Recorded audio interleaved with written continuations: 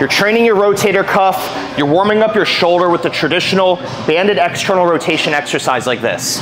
Or you're doing a banded internal rotation exercise, but your shoulder still hurts. Well, it's important to know that there's more to your shoulder than just your rotator cuff. And there's more to your shoulder than just external rotation and internal rotation. Shoulder problems could stem from a couple different things, and we're gonna talk about shoulder extension and how it contributes to a lot of movements where people get shoulder pain on.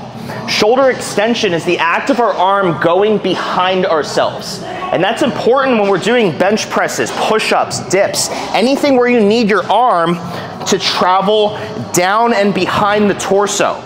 So when people are working on their shoulders, they generally are training internal rotation and external rotation, but they give no regard for how well can their upper arm move behind their body.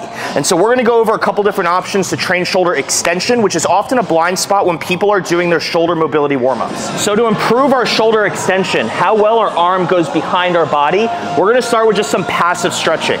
So for passive stretching, you want something that you can just have your arm fixed on. And so what we're gonna do is have ourselves internally rotated with our arm behind us. So I want you thinking your palms facing back, and then you're gonna grab the immobile object. From here, we're gonna keep our elbows straight and just extend our spine so that we can find a stretch on the opening side of our shoulder. You should feel your pec and your front delt lengthening in an effort to get yourself a passive stretch for shoulder extension. Depending on how well your shoulder extension works, you may need to lower this bar or whatever bar you're holding on to in order to get a proper stretch. If you are unable to keep your elbows straight and your spine extended, then you are exceeding the range of motion in which you can passively stretch during. So if you find yourself unable to get a healthy passive stretch on the front delt and the pec, we're gonna lower this one notch and allow ourselves to find a healthier passive stretch that's a little bit more true to your current range of motion. You can also do this with one arm at a time so that you can bias each arm depending on what each one needs. And again, we can do this bilaterally where both arms are done at the same time, or we can do it unilaterally. And you can do this with other equipment as well. And we're gonna go ahead and do it on a TRX. And again, it's just a different modality to passively stretch shoulder extension. All we're trying to do is lengthen the range limiting tissue. When somebody can't get into shoulder extension, the front delt and the pec is the restricted tissue which is not allowing you to move the arm behind your body.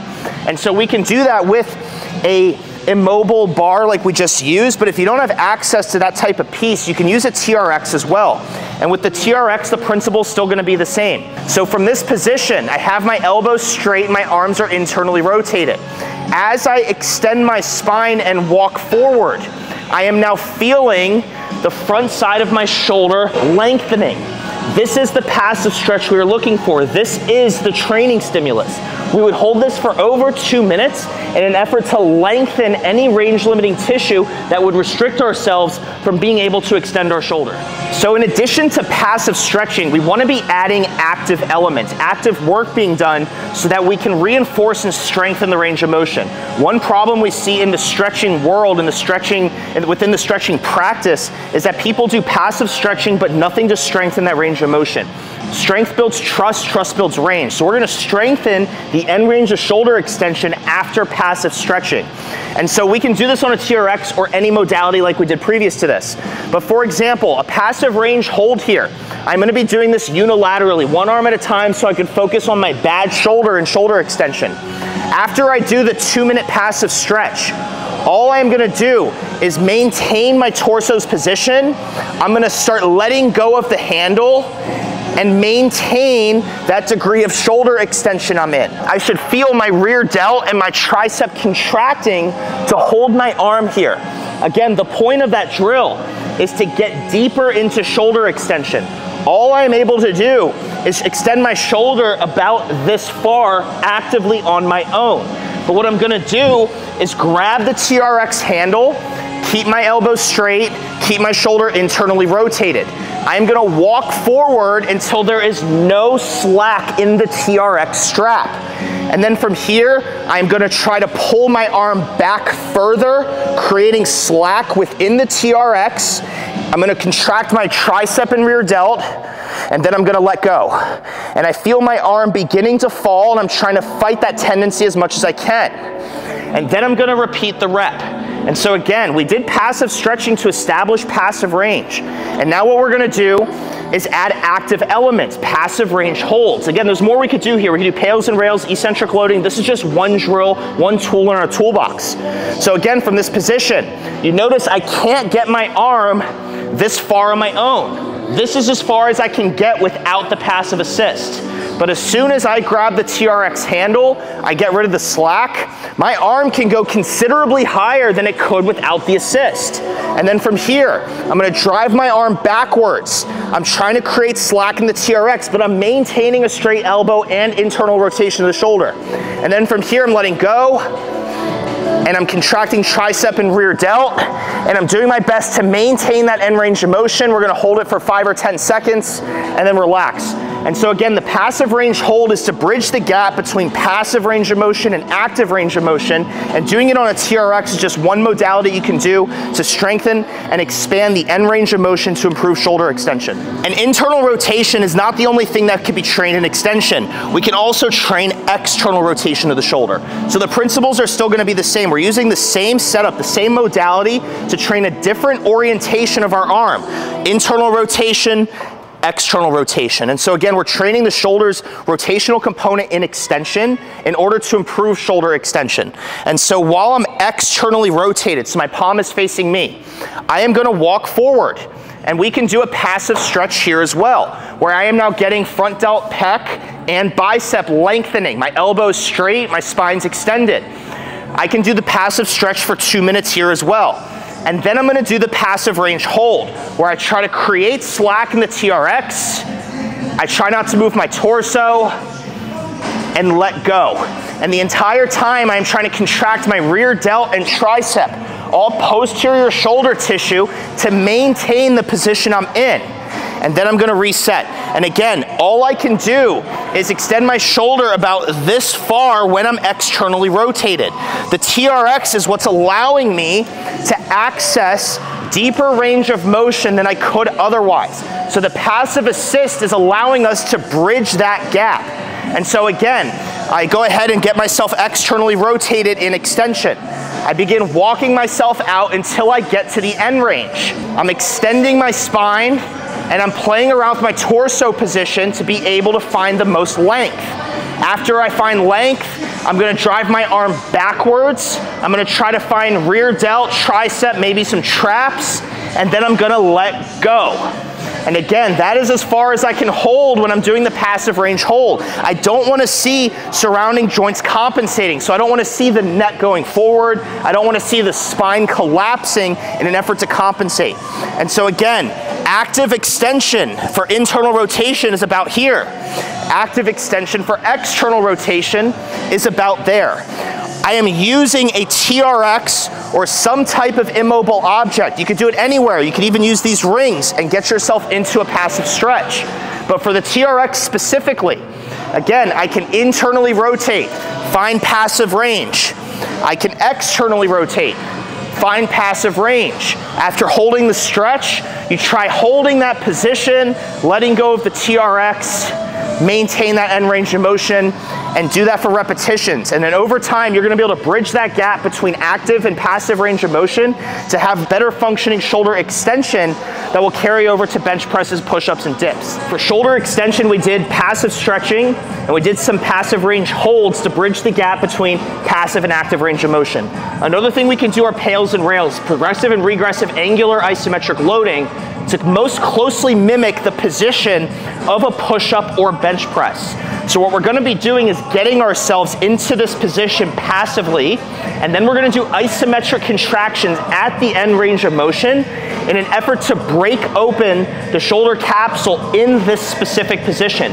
So this is where tissue-specific training meets position-specific training to most closely mimic the weight training exercise that would follow suit from this.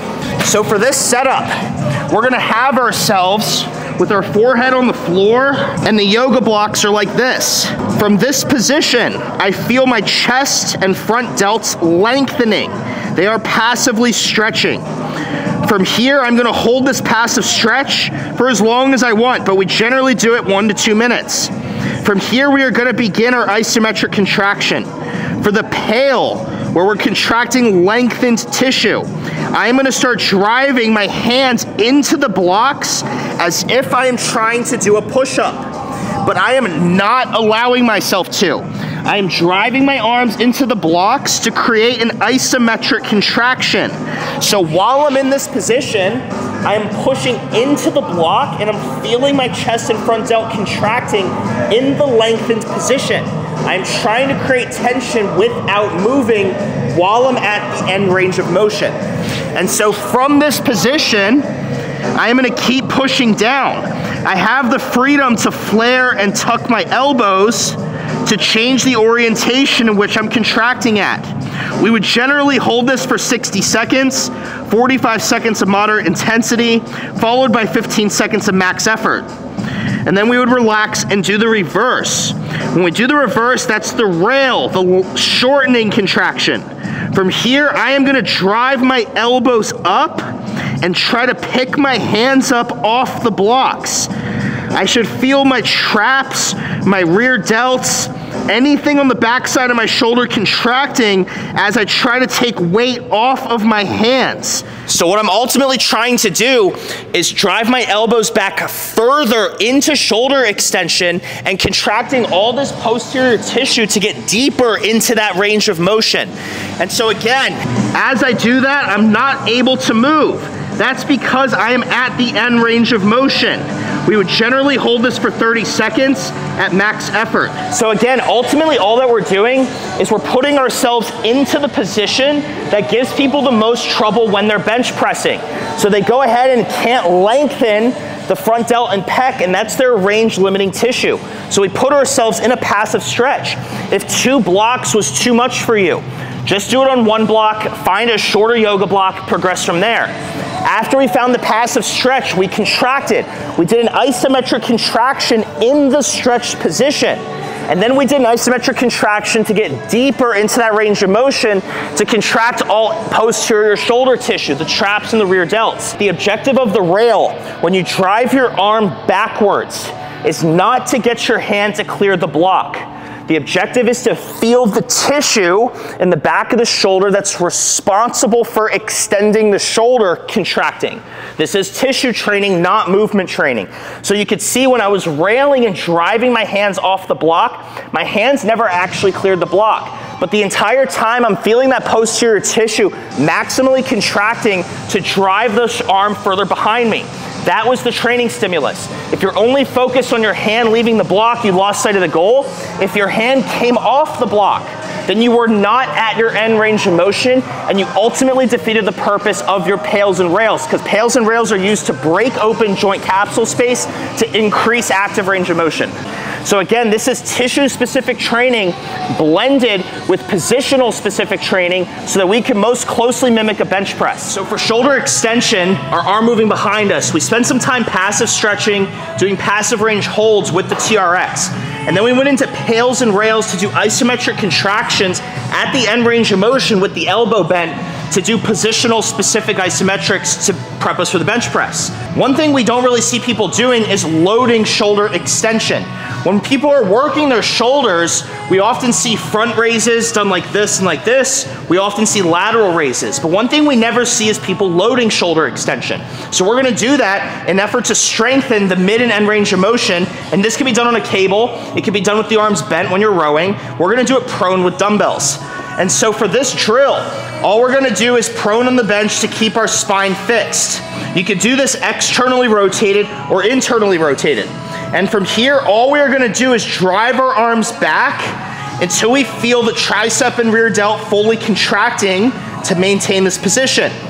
You have the freedom to hold this position as an EQI and maintain an isometric contraction until you fail. You also have the freedom to do this for repetitions.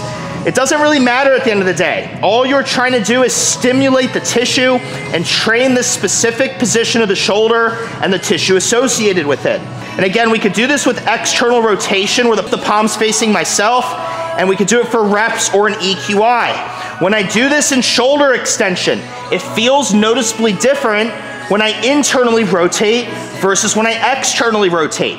That means we should be training all of those positions. And so again, elbows are locked. I'm keeping the spine still, and I'm finding the end range of shoulder extension while internally rotated or while externally rotated. This can be done for repetitions or as an extended isometric contraction, as an eccentric quasi-isometric.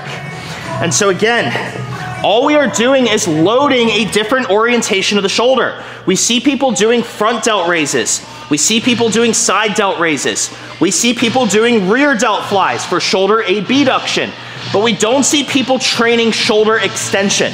So we went ahead and spent time lengthening the range limiting tissue, the pec and the front delt. That is usually where people get problems when they're doing any type of bench press, push-ups, or dips. We did passive range holds to strengthen the end range of motion. Then we moved into pails and rails in the push-up position to prime ourselves for the bench press. Now we're doing loaded extension, which seems to be a blind spot in most weight training, and that should be treated like any other weight training drill. We're gonna move on to the most advanced shoulder extension exercise you could do, and that's gonna be skinning the cat. The most impressive and hardest display of shoulder extension is skinning the cat. Skinning the cat involves using your body weight to load shoulder flexion to shoulder extension. You need a high degree of shoulder extension and flexion to be able to do this, along with a lot of spine flexion and hip flexion. And as they say, you shouldn't try this at home unless you have enough shoulder extension. We can do this with both an internal and external rotation bias, depending on what we're trying to train. With the elbows straight and the spine flexed and the hips flexed, I'm trying to tuck and begin loading shoulder extension. With my elbows straight, I begin loading all the way to the lengthened position, and then come back up. So again, elbows straight, hips flexed, spine flexed. Clear the passage, elbows stay straight. I am not letting gravity win and not allowing that to happen.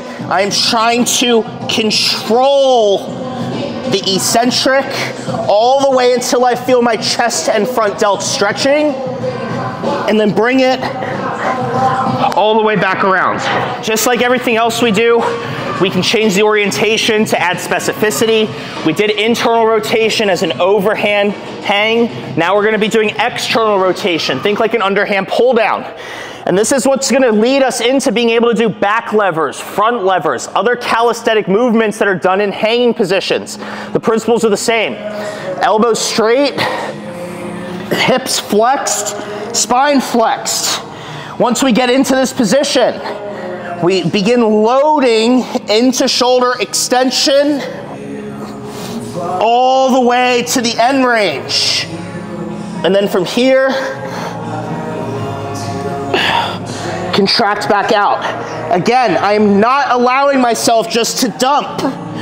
I am trying to load this position into the eccentric and resist my body weight all the way to the end. And so again, that is the most difficult and advanced display of shoulder extension. And again, there's more to your shoulder than just your rotator cuff. Every time people are warming up their shoulders, they're doing rotations down here and up here, but it's very rare we see people training shoulder extension, both with the elbow bent and the elbow straight. And hopefully that cleans up some of your blind spots, because your shoulder probably needs more shoulder extension than you realize.